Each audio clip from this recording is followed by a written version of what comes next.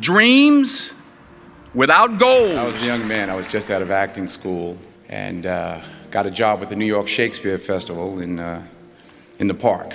They were doing a play called Coriolanus, and Morgan Freeman was playing the lead. And I had a scene where I had this 3-hit sword fight with Morgan. And of course, I thought the play was all about my character, so so I went up to Morgan and I said, I think maybe I could, wound you and cut, slice, and, So Morgan looked at me with that look, like the one he has now. with that Morgan Freeman gaze, the one I'm talking about, that serious look. And he said to me, he said, first of all, what's your name? I said, you don't know me, I'm Denzel. But he said, all right, Denzel, we click the swords 3 times, click, click, click. I stab you, you fall down, and you die. Quickly. I had the opportunity to appear with him again in the film Glory. What I saw was an actor with a God-given sense of timing, perfect ear for nuance. This great man that I've been fortunate to know and call a friend for 29 years now. He lives on the same patch of land in Mississippi that his grandparents worked. Sails his own boat by himself to the Bahamas, flies his own plane by himself around the country. Morgan Freeman is very much his own man. He now has his own motion picture production company. It's called Revelation Entertainment. Revelation's motto is enlighten, express heart, glorify the human experience. Well, my friend, not only is that what you've been doing your whole career, but in my humble opinion, that is who you are. I'm proud to know you and proud to honor you. 40 years ago, 1979, Denzel and I were in a Joseph Papp production of Coriolanus. I was the lead. Denzel was a stage prop.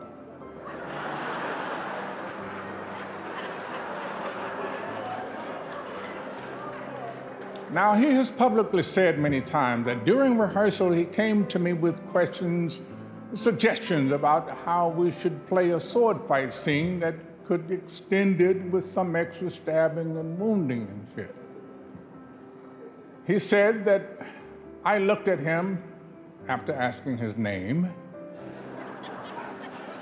and I told him this, kid, we click swords 3 times, I stab you, you fall down and die. I'm going to tell you the correct story. What I actually said to Denzel was, you're that brilliant young actor just out of Fordham University.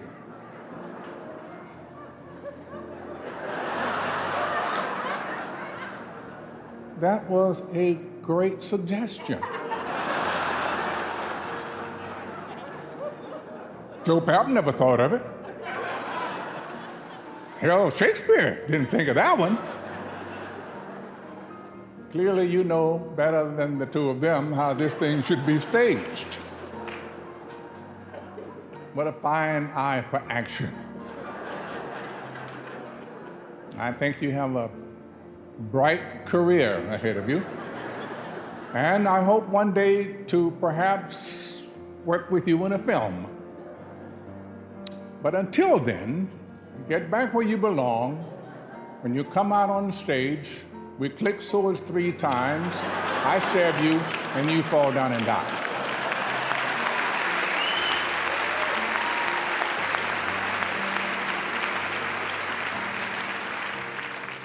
Now, I'm much too young to remember the very first AFI Life Achievement Award back in 1973, but I'm pretty sure of this. When they created this award, Denzel Hayes Washington Jr. was waiting in the wings.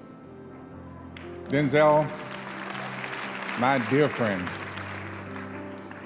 congratulations. Though this is not just a case of humble beginnings and working hard, there are some who have a gift. And then there are those who have a gift who are further propelled by people who believe in them. And such is the case for Denzel Washington. And here is the proof. This is a letter of recommendation. It's written for young Denzel when he was graduating from Fordham University and needed somebody to vouch for his talents. They are words so encouraging, so inspiring, that Denzel folded it up and put it in his wallet and carries the original with him to this day. He's probably sitting on it right now. Take a look at this. You can see down there in the corner, it is signed by Robert Stone, Denzel's teacher and actor of great acclaim in his own right. Here are just a few lines. I say without hesitation that Mr. Washington is the finest young actor I have ever known. At age 22, he has a potential for being one of the outstanding actors of the latter part of the 20th century. If there is such a thing as genius, then I assure you, Mr. Washington is one, and God only knows where this can take him.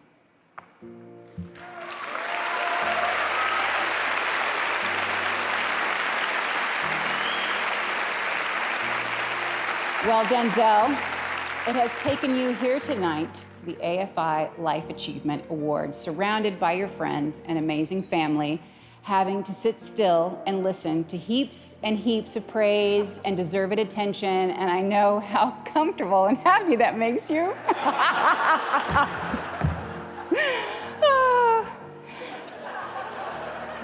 I met Denzel Washington over half my life ago when we made the Pelican Brief with the late, great Alan Pakula.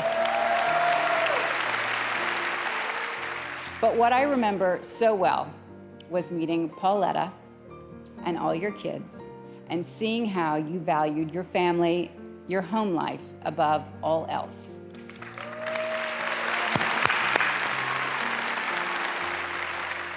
The two of you inspired me then and continue to inspire me to this day. Mr. Stone was certainly right on when he said, you are, and I quote, a talent to rank among the greatest of our time. I would only add, perhaps the greatest of any time. Congratulations. OG, what's going on, man? Denzel movies hurt, viscerally. You watch them on screen and your heart races. You sweat, you ache. And you all know it's true. So what is it? What is it that inspires so many of us to try like hell to reach for that bar that you set so high? If your answer is, it's his unique ability to portray the complexity of the human narrative through his work, you would be correct. But what's also true is that we all want that power. We wish for his wizard-like power to channel the intricacy of the human emotion, all of our feelings wrapped up into one big embrace, where we all feel something together, where we all feel human.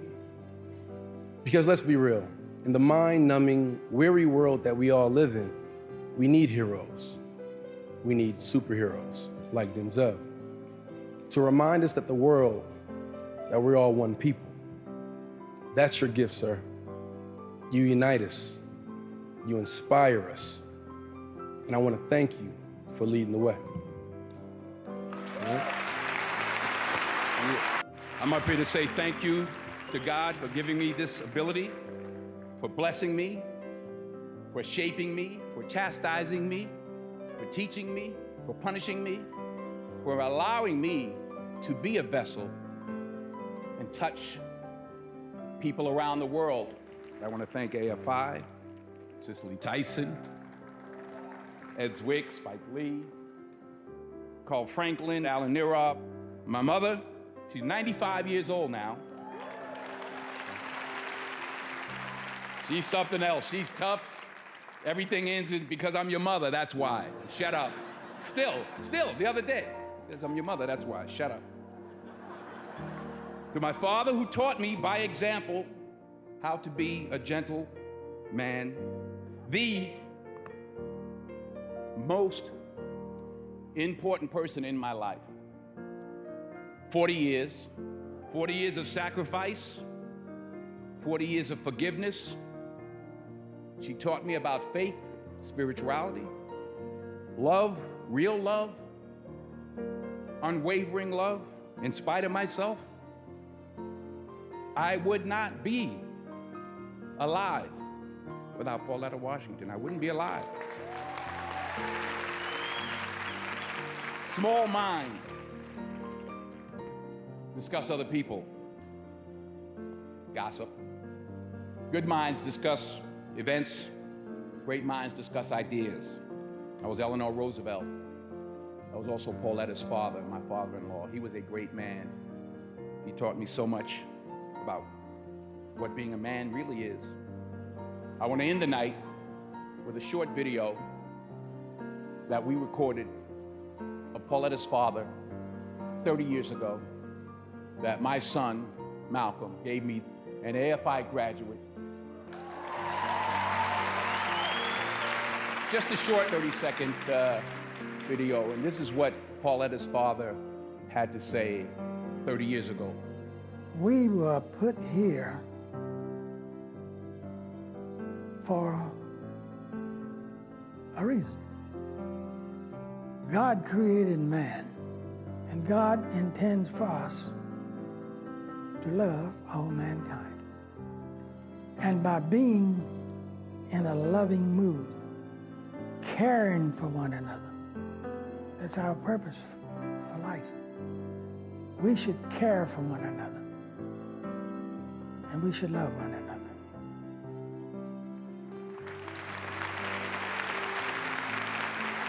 In this Twitter tweet, meme, mean world that we've created for our children,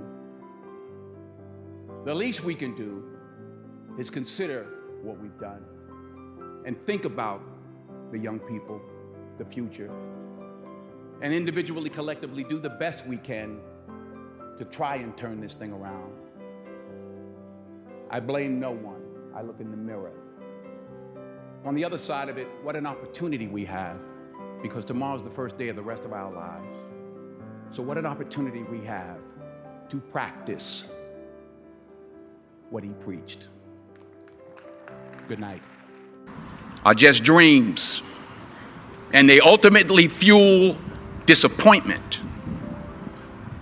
So have dreams, but have goals. Life goals, yearly goals, monthly goals, daily goals.